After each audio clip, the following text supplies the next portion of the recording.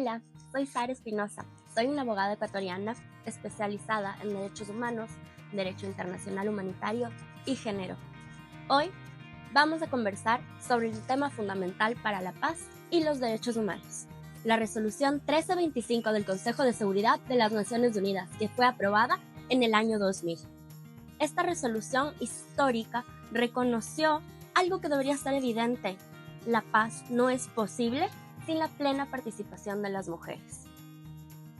En este video exploraremos qué es la resolución 1325, por qué sigue siendo crucial al día de hoy y cómo está conectada con los derechos humanos de las mujeres.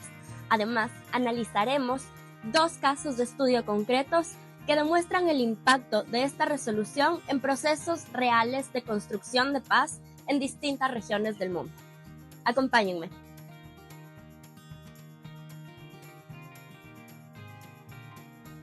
Primero, debemos empezar hablando sobre qué es la resolución 1325 del Consejo de Seguridad. Comencemos con el contexto. En octubre del año 2000, el Consejo de Seguridad de las Naciones Unidas adoptó por unanimidad esta resolución, que es conocida como Mujer, Paz y Seguridad, o también 1325, marcando un hito en la historia de los derechos humanos y la paz global. Esta fue la primera resolución que reconoció explícitamente que las mujeres no solo son víctimas en los conflictos armados, sino que además son unos agentes clave para la resolución y construcción de paz de los mismos. Esta resolución tiene tres pilares fundamentales: la participación, la protección y la prevención. Cuando hablamos de participación, hablamos de garantizar que las mujeres tengan un rol activo en la toma de decisiones relacionadas con la paz y la seguridad. Cuando hablamos de protección, hablamos de salvaguardar los derechos de las mujeres y niñas durante y después de los conflictos, incluyendo la lucha contra la violencia de género. Cuando hablamos de prevención, además, incorporamos una perspectiva de género en las estrategias de prevención de conflictos y reconstrucción post-conflicto. Sin embargo, la resolución 1325 no surge en un vacío. Se conecta con marcos clave de derechos humanos, como la Declaración Universal de los Derechos Humanos, la Declaración del CEDAW y también el Estatuto de Roma. Ahora vamos a hablar de los datos clave. ¿Por qué es importante incluir a las mujeres? Según estudios de ONU Mujeres, los procesos de paz que incluyen a las mujeres tienen un 35% más de probabilidad de durar al menos 15 años.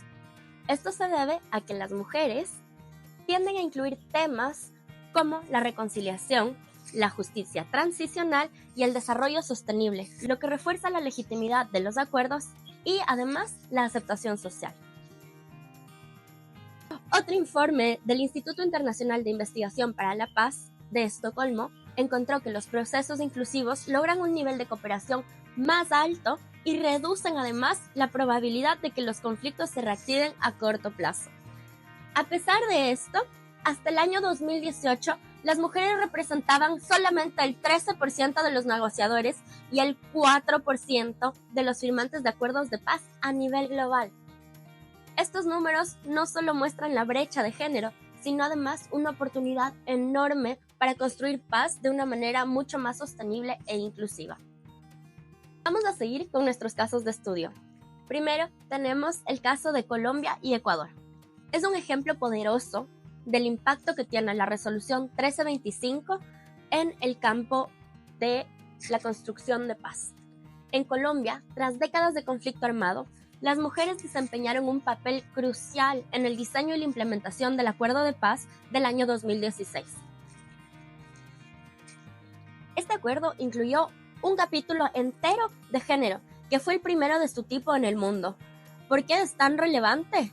Porque reconoce a las mujeres como líderes, no solamente como víctimas, y además aborda temas como la justicia para los sobrevivientes de violencia sexual y la restitución de las tierras a las mujeres.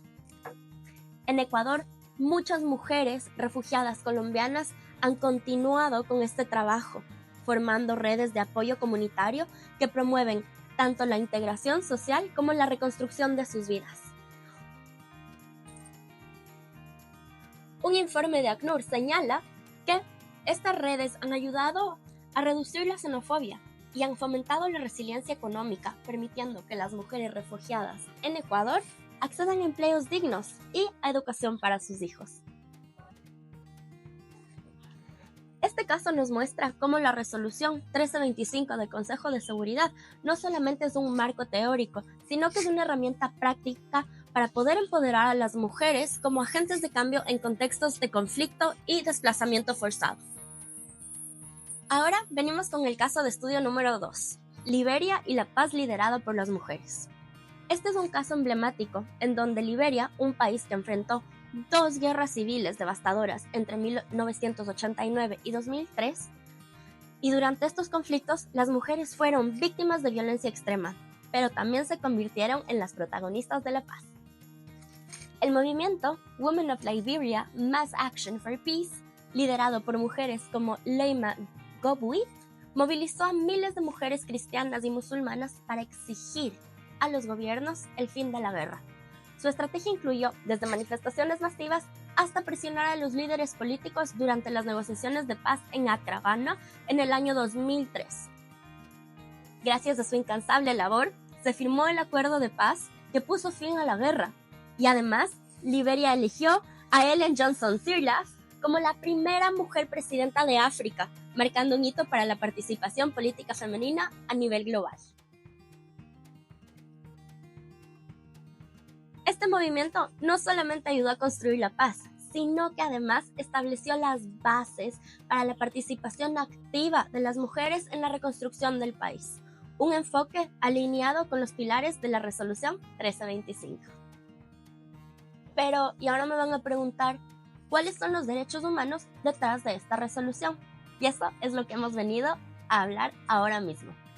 La Resolución 1325 está profundamente enraizada con los principios de los derechos humanos. Primero, la igualdad de género, que es un derecho fundamental. Segundo, la protección contra la violencia de género, que es esencial para garantizar la seguridad y la dignidad humana. Y además, la participación de las mujeres en la toma de decisiones, que refuerza la democracia y la justicia social. El mensaje es claro, los derechos de las mujeres no son negociables, y su plena inclusión en los procesos de paz es una obligación de los estados, no una opción. ¿Cuál es nuestro rol como agentes de cambio? ¿Qué podemos hacer nosotros para poder promover los objetivos de la Resolución 1325? Informarnos y educar a otros. Hablar de estos temas en el primer paso para generar conciencia. Exigir a los gobiernos una rendición de cuentas, ya que como ciudadanos debemos exigir a nuestros gobiernos que cumplan con su compromiso internacional en materia de igualdad de género y paz.